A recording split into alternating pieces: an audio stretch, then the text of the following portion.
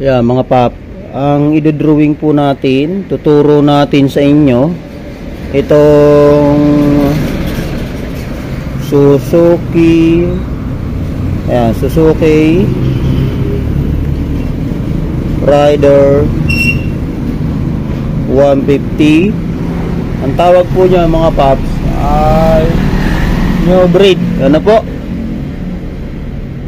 New breed. Ayan, new breed.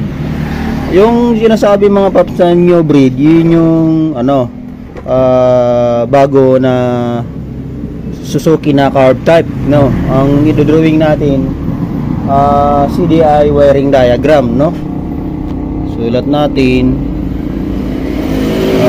ito po 5 pin, ayan, 5 pin DC CDI wiring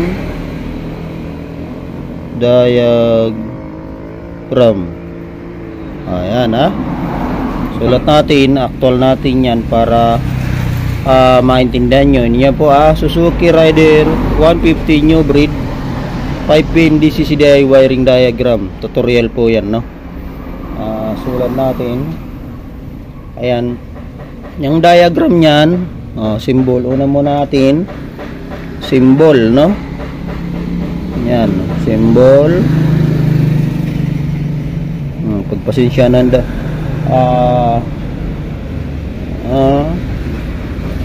naiintindihan nyo naman mga papyan. Yan, ano? Yan mga papa. Ito kill na natin yan. Yan ang ituturo natin dyan mga pap. Yung iba't ibang ano collection or wiring diagram color tutorial share natin sa inyo. Wiring diagram 5 pin DCDI wiring diagram tutorial, no? 5 pin para sa mga new breed Suzuki Rider 150. Ayan sulat natin ito sa taas. Ito po sa taas yan mga pap.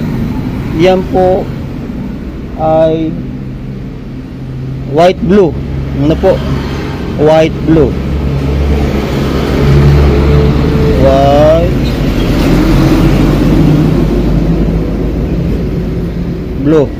Ayan ang white blue po mga paps, ang pupunta po yan sa ignition coil, no? Ignition. Yan. Ignition coil yan mga pap, tingnan nyo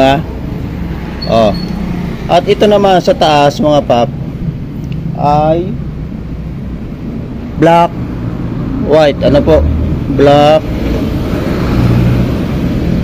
white. Yan nawawala na ink, no? Yan, nawawala na ink. Black white ground po yan. Ground basta ang Suzuki black white po ang ground yan, no? At itong baba naman mga pap, itong baba yan, orange po yan mga paps. Orange 12 volt accessories ignition switch. Ayan mga paps, sa ignition switch naman yan, no? Tingnan nyo, white blue ignition coil. Ayan. At yung orange sa accessories ignition switch, black white ground. Yan. At ito po sa baba nito, black na po yan, blanco, no? Yan. Next natin itong taas. Ayan. Dito naman po ay blue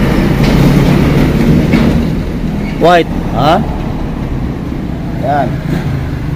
Yan naman po ay blue white para sa tachometer. Tachometer yan. RPM. Yan. RPM yan mga papo. Tingnan nyo Kahit magulo ang cutting camera, susubaybayan nyo naman mga pap, no?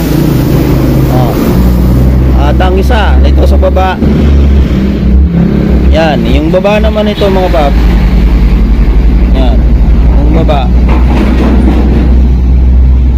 yan, ang kulay naman ito mga pap, green, white, yan, pulsar po ito. Yan mga pap. Ulitin natin para mas maliwanag sa inyo. Ayan po Suzuki Raider 150 new breed, no?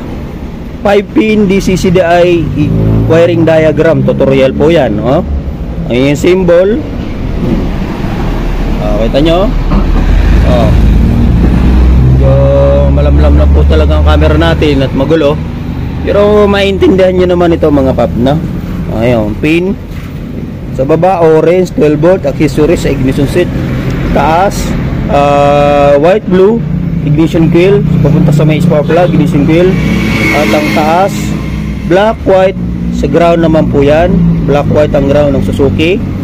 At sa taas naman yung blue white tachometer RPM sa may panel. Sa may panel po yan. At itong green white sa pulsar. Yan, no. Basta green white pulsar. Ang pulsar po, yung kabila po kasi ng pulsar, mayroon na nakakunik na po sa ground yan, no. Ayan po, sana ay makatulong sa inyo ang ganitong wiring diagram tutorial sa nais matuto, magkaroon ng ideya sa ganitong mga wiring diagram.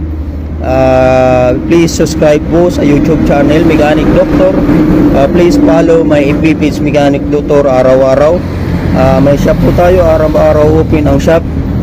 Wag po magsawang panoorin at pakishare na lang po ang ganitong mga tutorial sa nais matuto at magkaroon ng ideya. Hindi po. Gumagawa rin po tayo ng mga FI motorcycle. May problema ang FI motorcycle nyo, dalhin lang dito sa shop address, Kaipombo, Santa Maria, Bulacan. May cellphone number naman po, PM na lang po kayo sa page ko. Yan po may dalawang klase po kasi ang Suzuki. Yung una kong tinuturo yung Reborn, at ito naman Suzuki Raider 150 new breed 5-pin DCCDI wiring diagram tutorial. Yan na po yan. No po, sa mga card type po ito mga pap, no? Ulitin natin, ang orange po accessories wire, at ang white blue sa ignition coil pagkabaliktad po pag at ang black white are ground, at ang blue white tachometer RPM sa panel, at ang green white sa pulsar. Ayan mga pap, yan po ang ating sana matutunan nyo, at ulit-ulitin nyo lang mga panoorin mga paps. Subscribe nyo lang po ang aking YouTube. Lagi po tayo mag-upload ng mga ganitong tutorial. Simpleng tutorial lang po, pero maintindihan nyo na mga paps. Sana ay makatulong, sana is matuto. Salamat po. Maraming salamat po. I am Mechanic Doctor, ang doktor ng motor. Salamat.